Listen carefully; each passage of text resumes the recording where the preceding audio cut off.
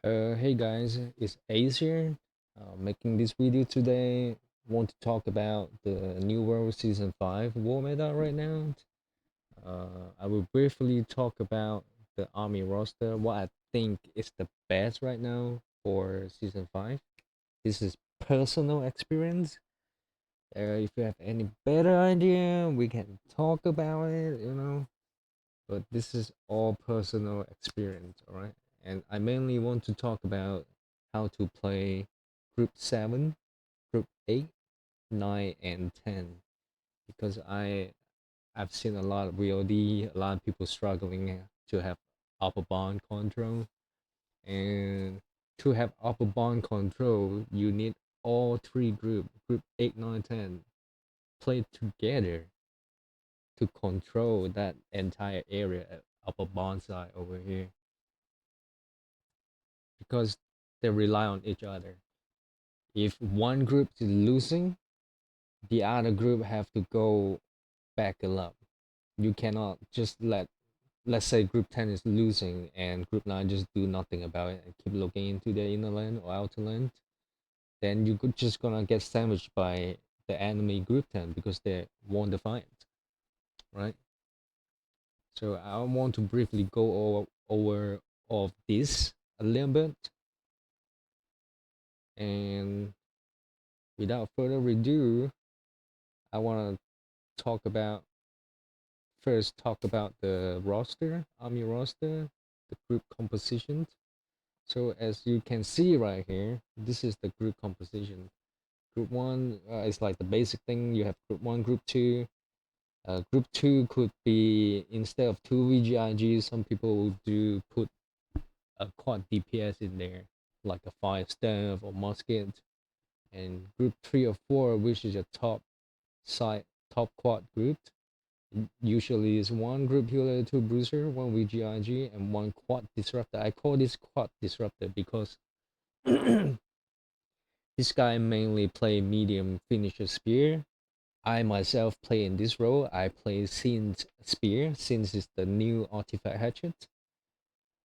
And your job is win.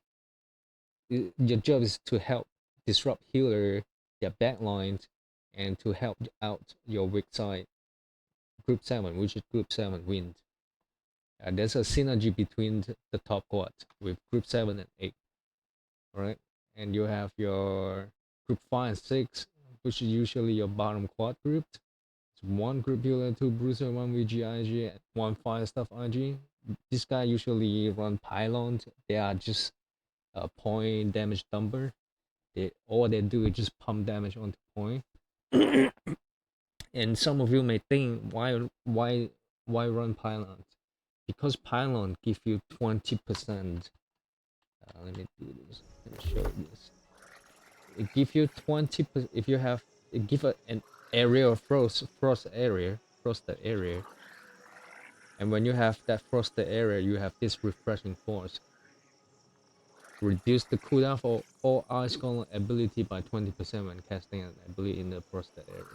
So it reduces so much cooldown on your ice storm, which most people use to pump damage and get control on the point. And if you're using Deep Freeze plus Nature Wrath together, you have 35% extra base damage. Just those two artifacts alone. So Pylon is actually very good for quad DPS, the fire stuff, point pumper. And Group 7 is, which is the weak side weak side control group, is one group healer, one heavy swan shield. You can play swan shield scorpions or swan shield serenity. This heavy swan shield guy is gonna be primarily a healer disruptor, so you focus healer.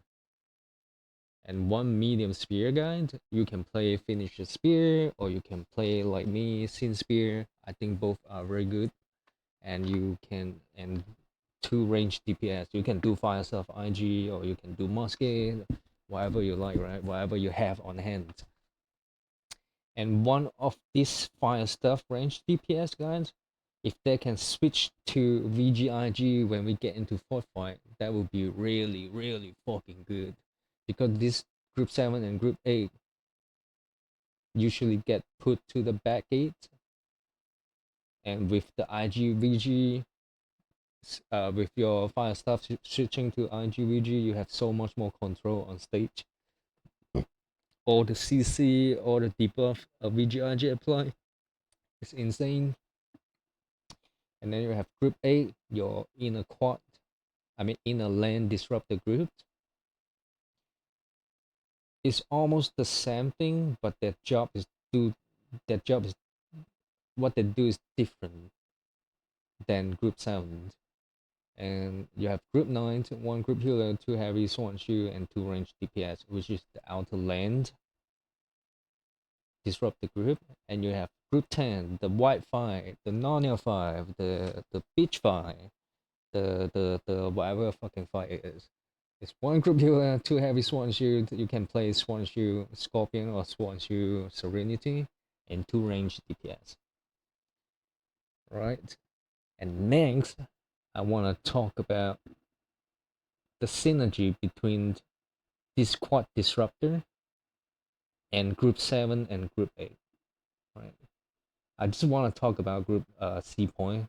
Usually A point, B point is like, eh. Right, let me do this real quick. So A point, eh. And then you have Group 1, 2s on the point. Group 3, which is top side. Group 4. But we are using a attacker POV right now. So we are attacking right now. Group 5, bottom quad. Group 6, bottom quad. Group 7, weak side control. Group 8, 9, 10. I actually gonna make this a little smaller. Oh shit. Okay, like that. Like that. Alright.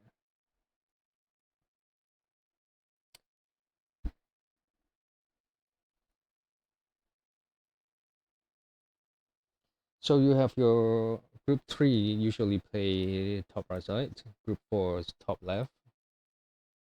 And you have group 5 bottom quad. Group 5 and 6 bottom quad. 1, 2 on point. 7 weak side. 8 inner land. 9 outer land. Group 10 white fight. Okay. First, I want to talk about Group 7, the weak side control. You usually want to position yourself at the top right side of the point, top right side of C, right under rampart, between bonfire and rampart. You want to fight here. But once you win the fight, you don't want to look onto the point. Once you win the fight, you want to look into the enemy road, which is the enemy healer pocket. You want to contest either the fire staff or the healer. On the best is contest their fire staff, of course, the quad DPS. You want to contest those fire staff so they do not pump as much damage onto the point. We have to understand this because damage equal to pressure onto the point. If the enemy team fire staff guy can pump out like almost double the damage than your team is, then your army is just gonna take so much more damage. And all of that equal to pressure. If your bruiser on the point that's taking like a good amount of damage on point, first thing they do is they're just gonna get out of the point. Right? They cannot stay on it, they cannot play on it. They get out of the point, then the point start spinning. That's how you get point pressure. You want to do enough damage onto the point to push those guys on the point out of the point. You either kill them or you push them out. So you absolutely do not want those fire stuff just sit at the back here in the pocket and just pumping out this damage.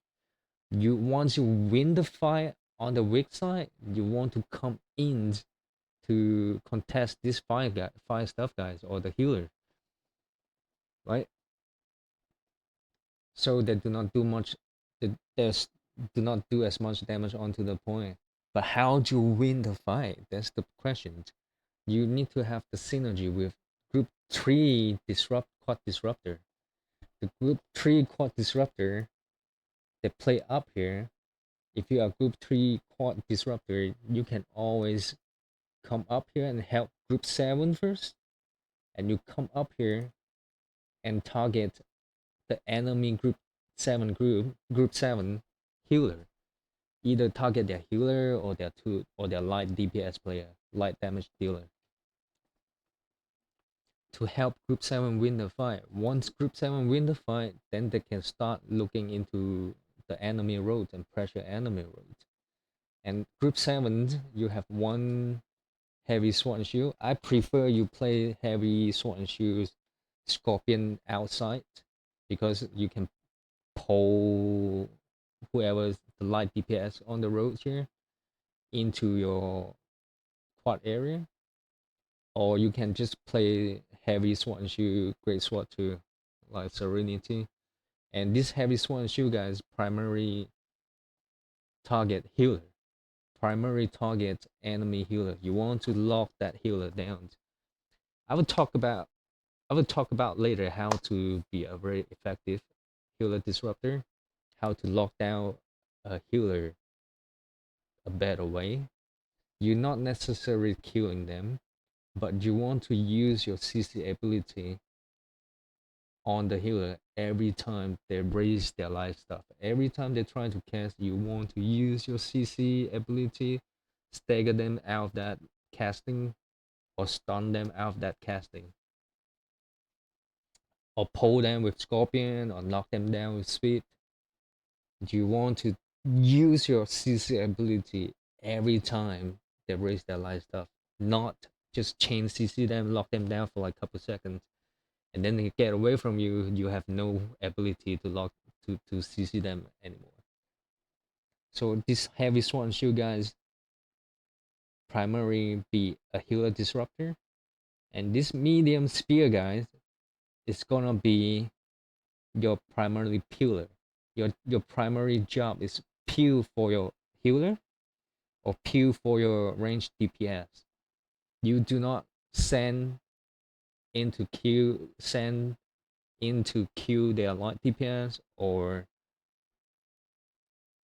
their healer. You primarily want to stay back and peel for your light DPS, your damage dealer or your healer. And then these two range DPS, which is fire stuff IG, you need to focus the enemy range damage dealer, light damage dealer. You do not focus the enemy heavy disruptor, because the more you spend time on those heavy disruptor, the more you're giving their light damage dealer time to just freeze casting on you. You want to put the pressure on their light damage dealer, so you move them, pressure them, and they cannot just stood there and free casting onto you. So your group will take a lot less damage that way. But if you spend time onto those heavy disruptor, that means you're giving those light damage dealer more time to free casting onto you. With your sword and shield, heavy sword and shield chasing the healer, you need to contest those light damage dealer. If those enemy heavy disruptor touching you, you either walk away from them, kite them around, or kite into your medium spear dude, medium disruptor dude, or you kite around your healer. You definitely do not want to target them. The only time you target those heavy disruptor is either they are super low, it's like 1 or 2 shot away, or they are super out of position. They are super far away from the healer. Then then you can focus those heavy disruptor. But your primary job for Group 7 is you want to win the weak side fight, and then you transition that winning fight into enemy road pressure. Primarily target those fire stuff or the healer, the light damage light player, okay, on the road.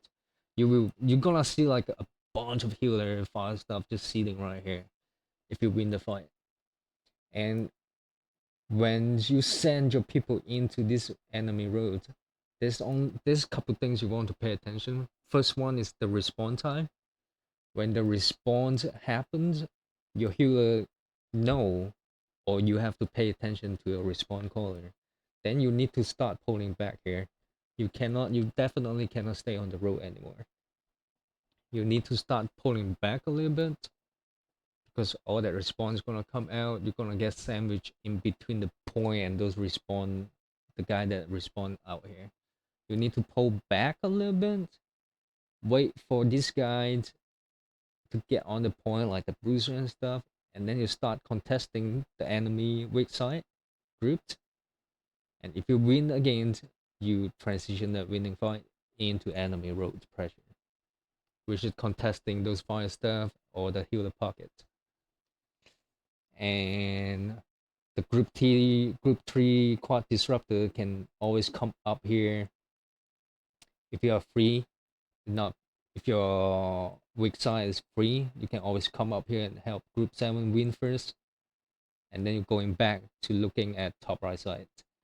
And when you come up to help group 7, you primarily want to target the enemy group 7 healer or light damage dealer. Those light player like fire stuff, bow or whatever. If they're running kite away from you, you do not want to chase them. You just want to push them away, and then you're coming back up to top right side.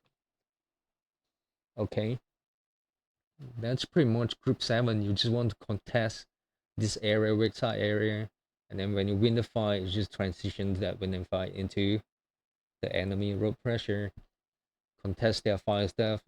The less damage the fire stuff pump into the point, the better your army is, the better surviving rate your army is gonna have. And when the respawn happen, pull back a little bit. Do not get sandwiched by all that respawn coming out onto the point. And then you do this all over again until you win the fight at C point.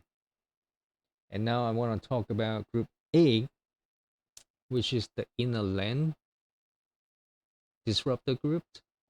Your whole job actually is trying to help wind the point side point pressure. Then your two fire stuff start looking into pumping damage into the point, and your heavy sword and shield guys is gonna come up and contest the healer pocket here. Your medium spear guys is primary pillar.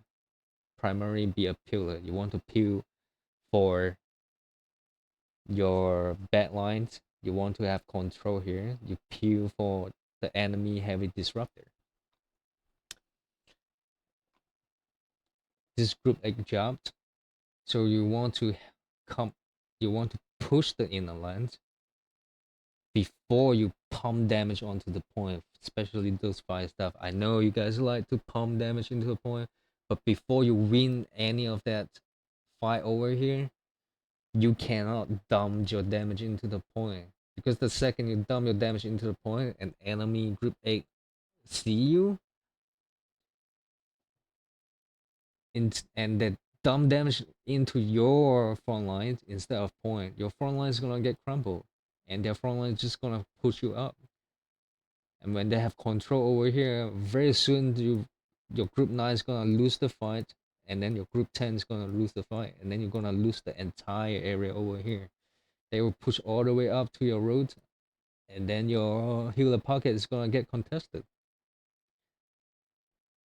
So before you look into the point, you need to win the fight over here first.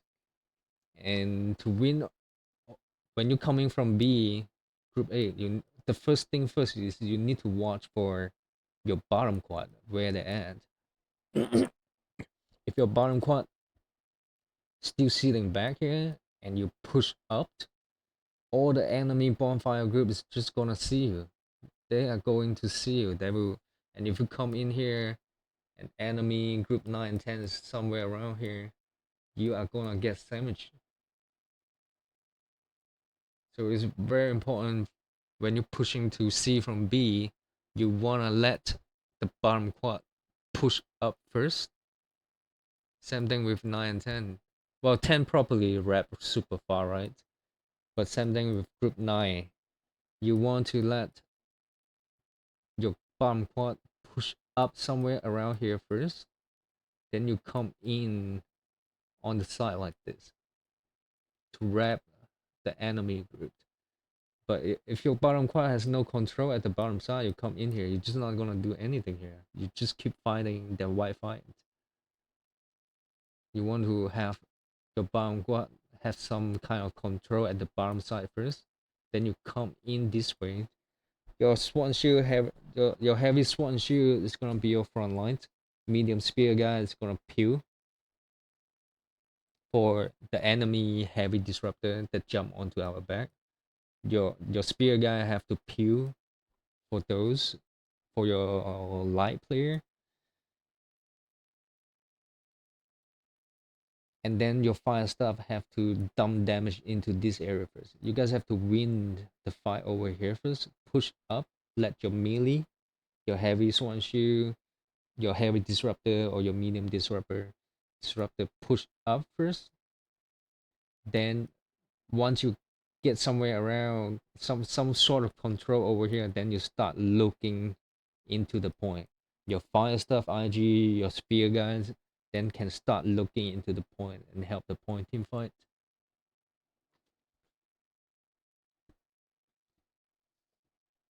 But very important, before you have some sort of control over here, you do not want to dump your ability into the point. You need to win the fight here first. And same thing, you have the group 4 quad disruptor. You can come out to help group 8 win the inner lane fight first. It's gonna be very rough for you because there's a lot of people, a lot of fire stuff, a lot of healer over here. But if you can, you come out to help disrupt this healer pocket or fire stuff pocket first. Then you go back to top left side and contest the top left area. All right. Now talk about group 9, which is the outer lane disruptor group. Your primary job is contest an enemy road.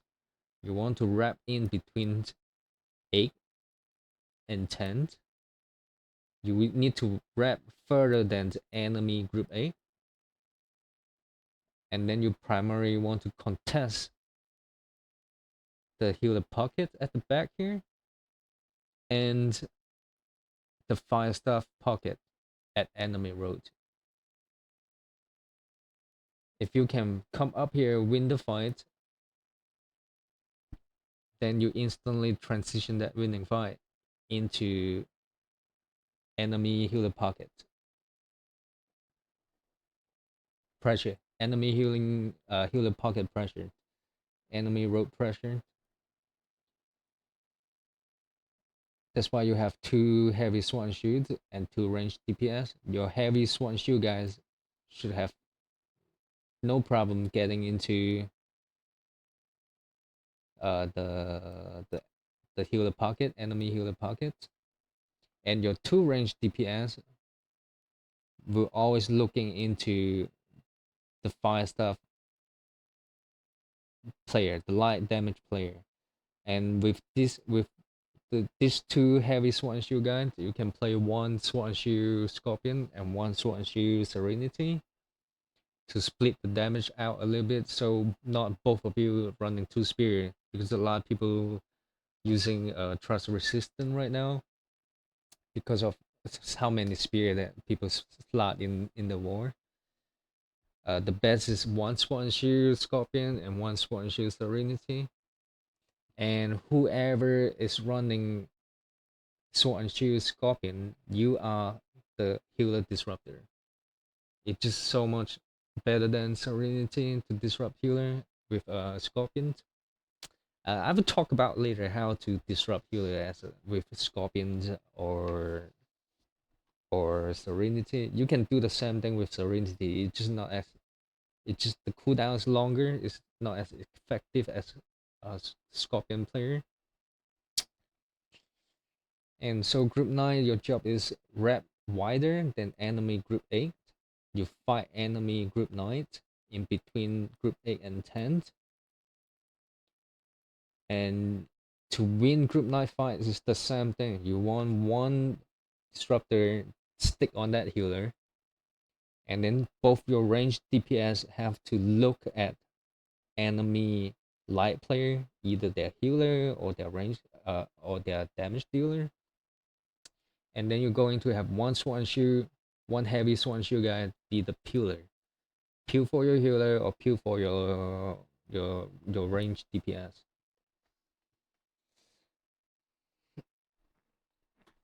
And then I want to talk about group 10 now. It's pretty much the same thing like group 9, but you just play your 5v5 over the Narnia side. Once you win the fight at 10, I mean the Narnia, not the Wi-Fi. Once you win the Wi-Fi, you want to transition that pressure into enemy healer pocket area or enemy road. It's the same thing like group 9. Once you win the fight, you want to transition that winning fight into enemy road pressure. Alright, this is how 8, 9, 10, group 7, 8, 9, 10 play. And very important is when you play in group 9, you need to pay attention to your left side, because when you seeing enemy player coming in from the left side, that means your group 10 is losing the fight. When they're losing the fight, like 3 of their players dead and they're slowly backing out, you group 9 now become group 10. You have to stop this enemy group 10 and 9 coming in. It's gonna be really hard. I know it's gonna be really hard, but you have to slowly back up and stop the enemy Wi-Fi group to get control and wrapped onto your road, because that's the same thing what they want to do. They win the fight, they want to apply pressure onto your healer pocket. You have to, when your group 10s lose the fight and you start seeing a lot of enemies coming from your left side, you need to slowly pull back instead of just giving up all these spaces. Just hold, if you swan shoe, heavy swan shoe, just hold your right click and slowly back out, instead of jumping into them, one like 5v10 of them, you just slowly back out, but you still have to hold this line right here instead of just letting them run through it or wrap around it. You have to hold this line right here until your group 10 come back out, and then you either help your group 10 to fight them, or you go back to do what you're doing, which is contest the enemy backline. All right.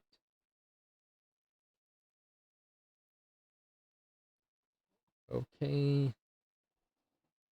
Now I want to talk about how to win a 5v5 fight with how to win a 5v5 fight. This is really tricky. Like in my personal experience, you always want to have one heavy swan shield guide to be the healer disruptor, and then both your range DPS have to focus their light player, either the healer or their range DPS. You do not want to spend time onto attacking those heavy disruptor. The only time you focus them is either they are low or they are way out of position, like far away from the healer, then you can focus them. But other than that, if they touch you, you either walk, you have to kite them or just ignore them. You have to kite them around, let your pillar peel for you, and yeah, you do not want to focus those heavy disruptor. I have seen many people, many VOD people just dump all their damage into those heavy disruptor, and then they just get healed to full in like 1 second because their healer wasn't contested, right? You and then you wasted your cooldown, you wasted time dumping damage onto those heavy disruptor, and then their enemy light damage dealer just sitting there pumping damage into you. You if you are light DPS, light range DPS, you want to contest their either their healer or their light player. You do not spend time contest or dumping damage onto the heavy disruptor. I'm gonna move this over here actually. But how to win the 5v5 fight in the Narnia, in the White 5, or even Group 9 or Group 7? How you win the 5v5 5v5 fight? Uh, let me do this. Let's say this is your healer. This is your range DPS.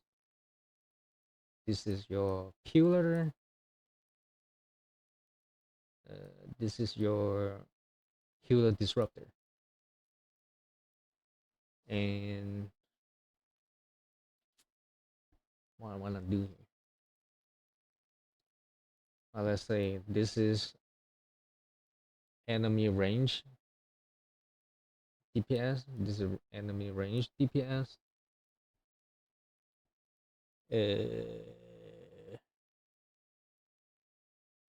Okay, this green one, this enemy healer, and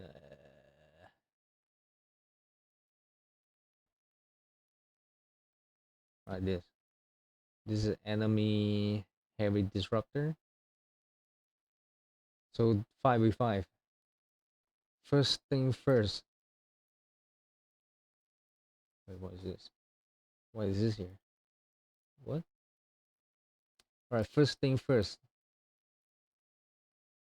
You want to have your healer disruptor, disrupt the healer, of course.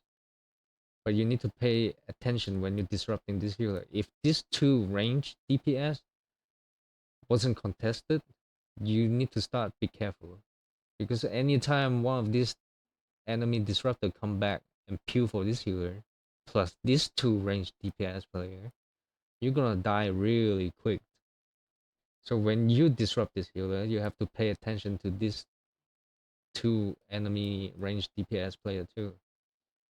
You need to make sure either one of them have to be contested. All right. While you while you so for group while you contesting or disrupting this healer, your pillar disruptor either peel if the enemy have a disruptor send into your backline, you have to come back to peel for them. Or if this two disruptor is ape on your healer disruptor, you need to come and contest this range player. You need to call it out, call one of them out, follow up with both your range DPS. If these two guys are not contesting this range DPS, they are stupid. Okay. If they are contesting your healer disruptor, your healer should left free to free cast onto this healer disruptor. And you as a pillar, you need to come in and contest this light DPS. Same thing with your range DPS. You guys have to come in and contest this light DPS player. And now let's say this two enemy disruptor switch target and contest you guys, contest your back line. Then you as a pillar, you have to come back and peel for them. Just one of you. This healer disruptor stick on this healer 24/7. You never let go of the pressure. One, you only let go of the pressure if you getting contested or if this two disruptor is peeling for the healer, or just like DPS get left alone and they start looking at you.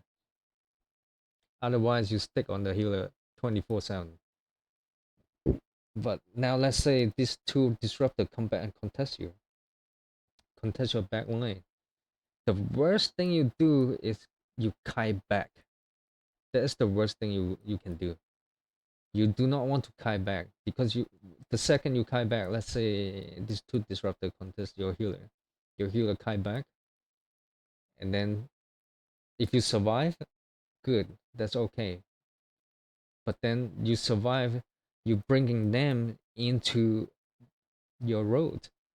If they can't catch you anymore, guess what? These two guys gonna start looking at all the healer that's standing in your road. You do not want to kite back into your road. The best thing in my opinion to do is you wanna kite right side, depends on where your army is. You wanna kite away from your army. The best is you kite. Well, in these situations at C point, you want to kite right, and then you want to kite up into enemy territories, into enemy area. You want to pull them away from your from your ground. You do not want to kite them into your ground. If you kite them into your ground and you die, they're gonna start wrecking all that healer at your back line. So the best, if you get in contest by their disruptor, you want to kite to further away from your army, and then you kite up into their spaces. And even if you die, let's say if you die, they chase you and you die right here, they still have to they still have a distance to walk to your back roads, right?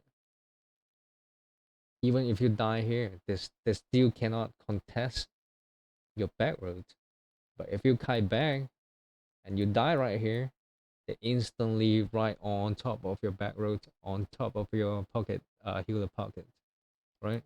So the best thing is, same thing with your range DPS too. The best thing is, if you're playing Wi-Fi or Group 9, you want to kite right around your healer or around your peeler, and then you want to get kite into the enemy area. Or you just keep going right side, that's fine too. Just don't go too far away from your peeler or your healer. The best is you just kite in here and then you kite around your peeler and your disruptor. Your healer and your disruptor. And once you, if let's say if you kill the healer and you kill one of their ranged DPS player, so they have only one ranged player and two disruptor left, right?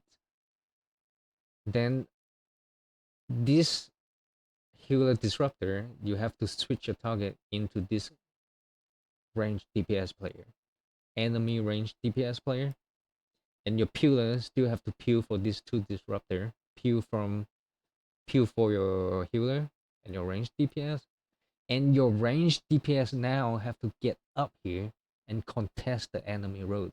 You just shoot into their light player, like their healer or their fire staff, whoever is sitting back here on the enemy road. You guys have to come up here and start shooting into this enemy road. And the only time you peel back is you then you have to pay attention to the respawn corner. When respawn happens, then you guys have to start be careful because you know the enemy group is coming up. They're gonna come out and start contesting you too. So this basically, in my opinion, the best way to win a 5v5. You have to have one healer disruptor to disrupt the enemy healer. You have to have one target quarter and peeler to contest either the enemy light player, or you have to pull back and peel for your range DPS or your healer. And both your range DPS will contest the enemy range DPS light player, enemy light player, either the healer or their range DPS all the time. You do not want to focus this disruptor. You only focus them either they are super low or they are out positioned. Alright? And this is almost the same thing will happen at the weak side for group 7 too. You want to have your group 7 you have your heavy swan shoe contest their healer, the healer disruptor, and you have your medium spear be a healer, and then your 2 light range DPS going to contest all their light player. Alright. Next I want to talk about how to play healer disruptor. A lot of people, I don't want to say they play it wrong, but there's a better way to disrupt healer. I'm gonna show you right now. Show you in the game.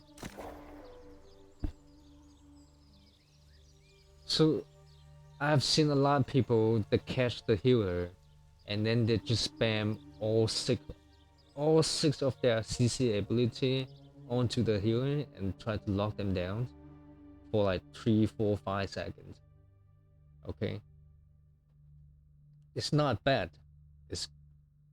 It's not a bad way to lock down a healer, but there's a better way to lock down a healer, which is you only want to use your CC ability whenever the healer raise their life stuff and try to cast either DE or clap.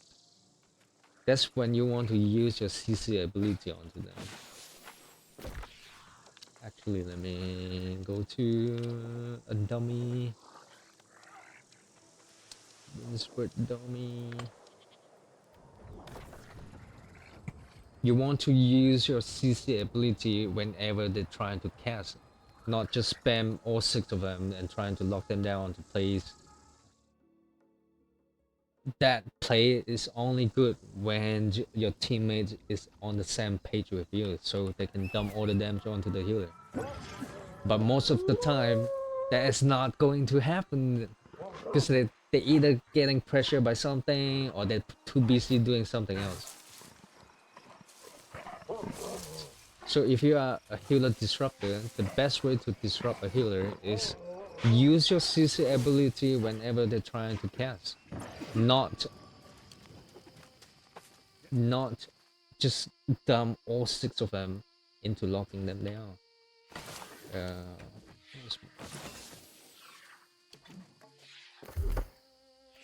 To do this.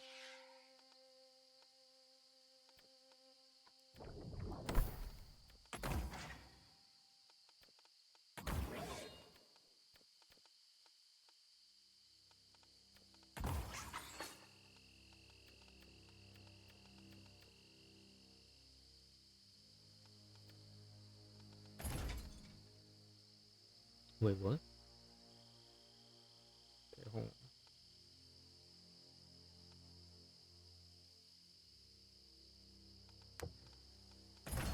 Yeah, this is the tree. So this is what I usually run as a heavy swan shield scorpions. I do not run burning blade. I do shield bash instead because you are a healer disruptor. You want to disrupt their healing. You want to stop them cast. Shield bash is better. You just put 1 point into it. You don't have to put everything into it. You don't have to put all the way down, just 1 point to stop them casting. Then you need your leaping strike. Is that leadership? Some people will take this out and put this here. Sometimes it gives you a little more mobility when you're in a shitty situation. You can just block and back up like that. But to be a healer disruptor, you always want to save your leaping strike when they use their fleet chain. when they use their fletcher, when they're trying to fletcher away, you can use leaping strike to re-engage them. But you, besides that, you always want to open up with pull. If your pull did not pull them, do not rush it. Just the build key and follow them around. If your team is doing enough damage to the enemy group member, the healer is gonna have to stop and start casting. When they start casting, when they raise the life stuff, that's when you sweep them. You sweep them, and then you immediately want to switch to your sword and just wait, and just W key or give it a little love tap like this, and you just wait until he raises the life stuff again. You just shield rush him, put him out of that casting animation, and then you just give them a little love tap again, and when he's trying to cast again, shield bash. If he's using like evade, if the healer using evade or repose, try to not hit into repose. But if you're using evade, don't even bother. If you're using evade, just let him walk away until he trying to cast again. Then you leaping strike onto it, because leaping strike is stagger too. If you flee chair away, you leaping strike onto it. And then once you use all your sword ability, you switch back to Scorpion and just wait for him to cast it. The second he stop and trying to cast, you pull him, doing the same thing. And then you just wait, giving a little love tap like this, and then just W key and follow him around until you're trying to cast again. You sweep. Once you use all your spear cooldown, you want to, if you have your sword cooldown back up, you switch to your sword.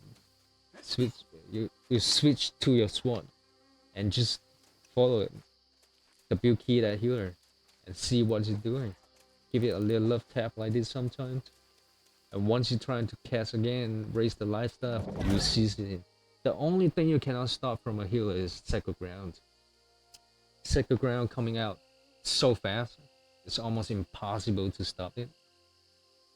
And once you force the healer to put the Sacred Ground under his feet, your job is pretty much done. You can start looking into enemy range, light damage player. Either one of them, they for sure have two. You can start looking into either one of them, or you can stay in the Sacred Ground with the healer again. Just give it a love tap, and every time it's trying to cast, every time it raises the life stuff, you use your CC ability. You absolutely do not want to like pull, tap, and then sweep, trying to chain everything together, trying to lock that motherfuckers on one spot. I mean, it's not a bad move, but the pressure from a healer disruptor is you disrupt their casting. Like if you use all your cooldown, like, you know, trying to lock it down, and then you didn't kill it, that motherfucker is gonna get up, evade, flee chair away, or you get up, repose, evade, flee chair away. You have nothing left to stop him. Heavy player don't do enough damage to kill a healer right now, but you can use all this ability to disrupt him. And when he get away from you and you use all your CC ability, he's just gonna cast right in your face and you cannot do nothing about it. So always remember, as a healer disruptor, you want to use your CC ability when the healer trying to cast. The more you interrupt his casting, the more pressure you put on him, because his teammates are dying, right? And the higher chance your team's going to kill whoever that's low, because you're disrupting the healer. All right, and in my opinion, the best to play a healer disruptor is you using Scorpion outside the fort, and you switch to Serenity inside the fort, and you just do the same thing, And with Swansea Serenity, you have 3 stagger skill and 1 slow. You want to engage with Relentless Rush, and then you just swing, swing, swing, swing, and once just W key the healer. Once the healer is trying to cast, you can Scout Slash, stagger him out of that shit, and then you just give it a little love tap and keep following it. And then you're trying to cast again, you can do Steadfast, right? And if he evade the chair away, you can Leaping Strike. Or better yet, if they evade the chair away, they're trying to, and you just watch, they're gonna try to cast, and then you're Leaping Strike onto their ass and stop that casting. And then just follow him again, doing the same shit. And once your team kill either the light DPS or the disruptor, you can call out the healer where the healer at. If your team is around you, they can look at the healer and maybe you guys can kill the healer together. Once you kill the healer, you pretty much secure the fight. And then you want to transition the winning fight into what the group's supposed to do. Group 7 contest enemy road. Group 8 contest enemy road. Group 9 contest enemy road. Group 8 can also look into the point if you are those fire stuff guys or your quad DPS. And Group 10 contest enemy road, right? As a healer disruptor, this is what you want to do. You want to use your CC ability to stop the healer casting. Not just spam everything together, trying to lock that healer down, right? Once you do all this, you have nothing left. That motherfucker is just gonna get away from you and just gonna cast right in your face, and you cannot do nothing about it. All right, this is how you play a healer disruptor.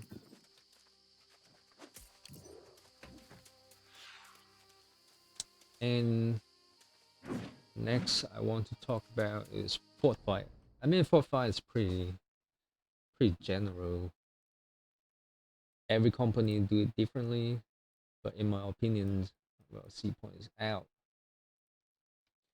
Like you have group 1, 2 here, and then you have group 7 and 8 back 8, right? And then you have group 9 here, group 10 here, group 3, maybe group 6. Then you have like group 4 and 5.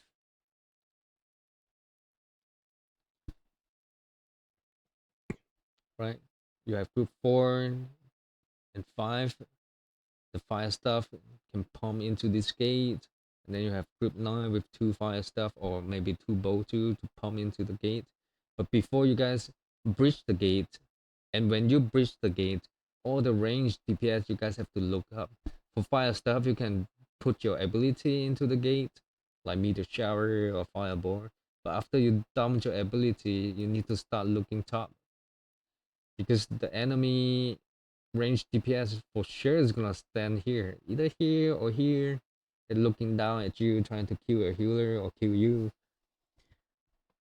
So if you have ranged DPS, after you dump your ability, you need to look up and tag these guys up here to stop them doing all the damage and just free casting on top of the gate. Same thing with group 1, 2. I mean, it's a lot harder for group 1, 2. They're gonna take a lot of hits.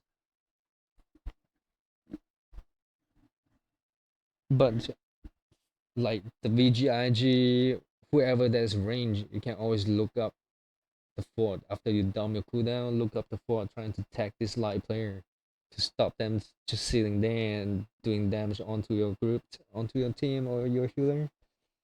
The same thing with group on Seagate, same thing. And when you guys bridge in 3 and 6 for sure, it's gonna try to get into third control or B choke. Same thing with 4 and 5. You guys come in, you want to have third control, or help up on B. You want to spin the point put pressure on the defender team. You wanna spin the point, just step your feet onto a point, help out group 1 and 2 to get some point spins. Or you can the quad disruptor, you guys can come in, either contest all the healer in third or contest the healer in hell. And same thing with group 7 and 8. Like I said before, one of these fire stuff, if one of these fire stuff IG can switch to VGIG, that would be the best. You do the same thing, you have your heavy swan shield come in, contest the healer, and you have your medium spear peel or focus the enemy light player. Peel for your healer or fire stuff, or you focus the enemy light player. And this one VGIG, it's gonna peel or focus the light player. You guys have to have control on stage. Come in, have control on stage. Once you have control on stage, your fire stuff can stand up here at heaven and just shoot down on into the point. And then your melee can jump down into hell or into third, have third and hell control. And once response happens, you wanna come up here again, have stage control. You wanna drive all the defender light player or the healer down into hell or third. You do not want them to stay right here, up here, and just free casting. Once the respawn happen, you guys have to come up here. Whoever the melee is, or the medium spear, or the VGIG, you guys have to come up here and start clearing the stage again. Once the stage is clear, you go back down into hell or third. Focus enemy light player or healer, or whoever is low on HP. You want to have third and hell control. Same thing with group 7 and group 10 and 9. Once you guys bridge in, you have to have top side control. And it's the same thing over again. You need to have one heavy disruptor, disrupt the healer, both your range DPS focus the light player, and you have one heavy disruptor as a pillar. You need to peel for your group, peel from those enemy disruptor. Fort 5 is pretty much the same thing. There's not much of a difference. Different company do it differently. You just have to know what you're supposed to do inside the fort, right? But generally, this is how they play it. 9-10, top B, top A, top C control. 1-2, B get bridge in. 1-2 usually play at top side of the point. They will get a lot of attention, and so 3, 6, 4, 5 can coordinate a crash, right? If you're playing bottom here and your 4-5 control here, the enemy is not going to run through all of this and trying to get to the bottom. They're most likely going to play hell and then have control on your 4-5 so you guys cannot crash. But if you play up here, they cannot go back down here and stay at your B choke. Your respawn can come in, right? But if you stay back here, they're just gonna stick right here, stuff here at B choke. So 1-2, if you guys bridge in, you always want to play top side of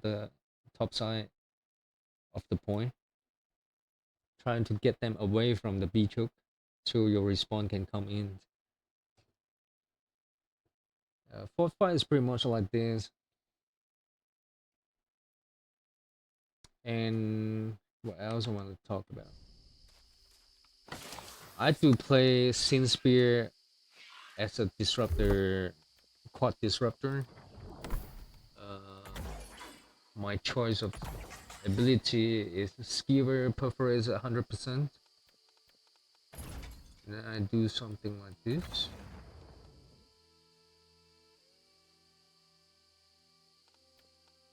Something like this. Yeah. This is my choice of spear pages. And for my hatchet, yeah, pretty much like this, something like this, but you 100% need social distancing. This is your getaway gel card, and you need infected throw all the way down to infected throw crown. This thing is crazy, man. Like, it creates a 3 meter radius disease and weakened crown that lasts for 6 seconds. And infected throw give 30% disease and 10% weaken for 10 seconds. On top of scenes that disease or the debuff from your hatchet infected throw and from your spear, it's gonna last so much longer, right? And you, when you just throw the infected throw, if you're defending, you just throw the infected throw into the choke.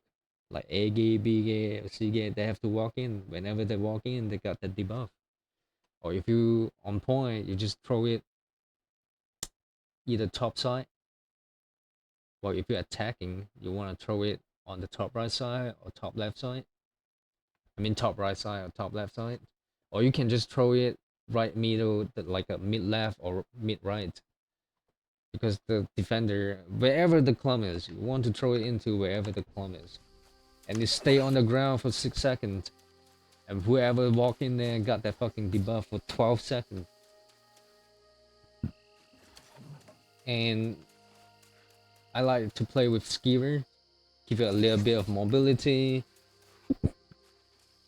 It bleed the enemy. When the enemy is bleed, it give you 15% critical chance. And whenever you crit, you get 20 stamina. So you can be like a monkey and just jump around non-stop, right? Just do this, and then Cyclone is just an overall super good ability. It's slow target, it hits really fucking hard, and then it give you grit where you cannot get staggered, and then it give you stamina back. So you can just keep cycling this 3 ability non-stop like this, right? You just non-stop cycling all these 3 abilities. You won't even get stem out as long as doing it right, right?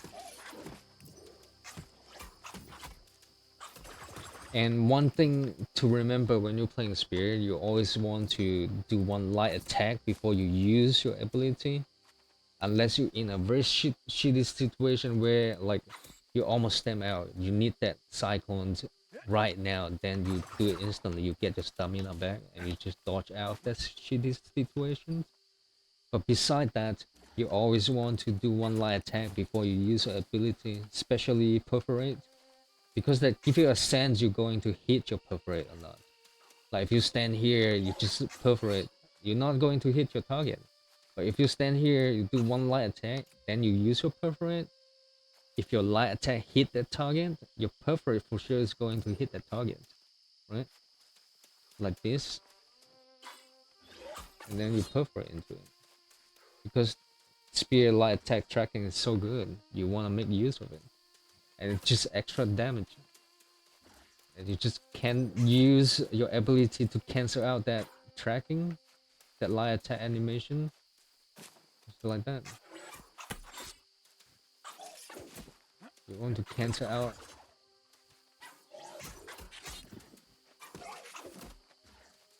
And you just keep doing this until you in very shitty situation. You can use social distancing out of that, or even like a berserk out there. And whenever your infected throw cooldown is up, you just throw it into a clump or whatever, and then you switch back to your spear and doing the same fucking shit, man. I'm telling you, this shit's crazy. You do so much damage. If you're really good at positioning, you always position behind them, and you just poke at their ass all day, bro. And my gear as a sin spear, I do run tumbler fit wrapped. I use 2 Frigidon pieces, chest and pants,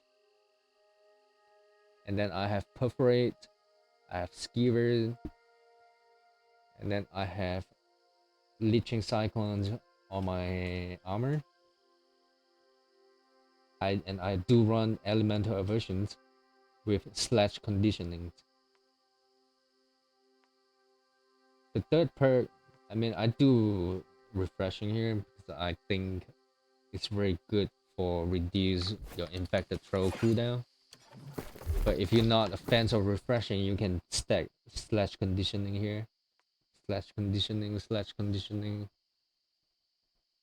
And for this, I mean, you can do like whatever really you want. Some people go like fire conditioning instead of refreshing. You can do like health if you want, or striking health.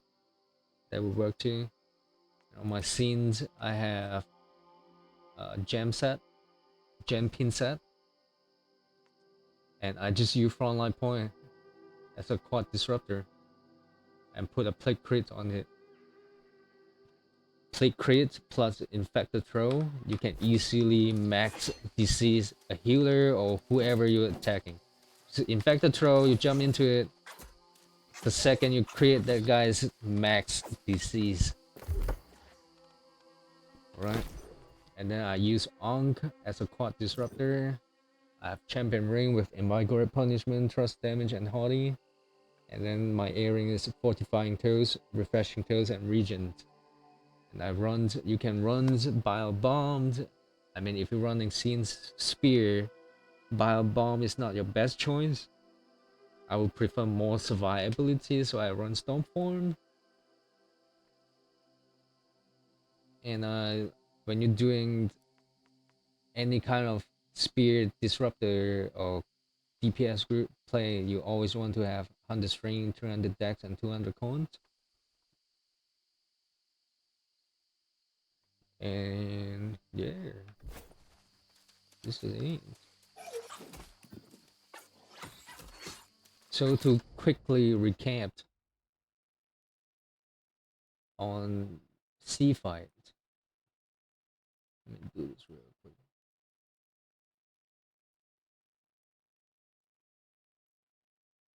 So you have 1-2 on point, 8 in a land disrupt the group. Primarily want to wind the side point pressure. Want to push up your fire stuff and your quad DPS, then start looking into the point. You don't start looking at the point when you're at the bottom quad. You want to push up, win the fight, then you start looking into the point. Group 9, win the fight, and you want to put pressure onto enemy road. Same thing with group 10, win the fight. You can you can sometimes win the fight and help out either group 9 or group 8 push up. Or if your group 8-9 is winning, that means you have the whole upper bound control. Then you put pressure onto enemy road, right? Uh, Group 4 is top quad. Group 3 is top quad. The top quad, the top quad disruptor can help out either your inner lane quad or your weak side quad to win the fight. You just come up here, your quad disruptor, come up here and target enemy light player, either healer or fire stuff. When you put pressure on those light player, you're not only helping out your group, you also, if you target the light fire stuff player at the back here, you also help out your point winning fight. They're gonna take less damage because you contest the fire stuff. The fire stuff is not pumping, they take less damage, the higher chance your point group or quad group is gonna survive on the point. Alright, same thing with group 4. Before you push up, you want to help group 8. If you push up win the fight on point, you want to help group 8 to win. You can come out a little bit to help your group 8 or 9 win the fight, so they can push up and help out to contest the enemy healer pocket. Right, group 5 6 is gonna play bottomed, and then you have this fire stuff. 5 6 you have this fire stuff, quad DPS, pumper, point pumper. And basically 5 and 6, what 5 and 6 do is just you play bottom up. You want to push in be your body and play bottom up. Once you push up here, then your backline, your light player should have no problem standing at the bottom of the point, keep the point spins. All right. And quickly recap on how to win the 5v5. Uh, one heavy swan shoe as a healer disruptor, and then you have another disruptor as a pillar or target caller. Both your line DPS absolutely have to target the enemy light player, either healer or light damage dealer.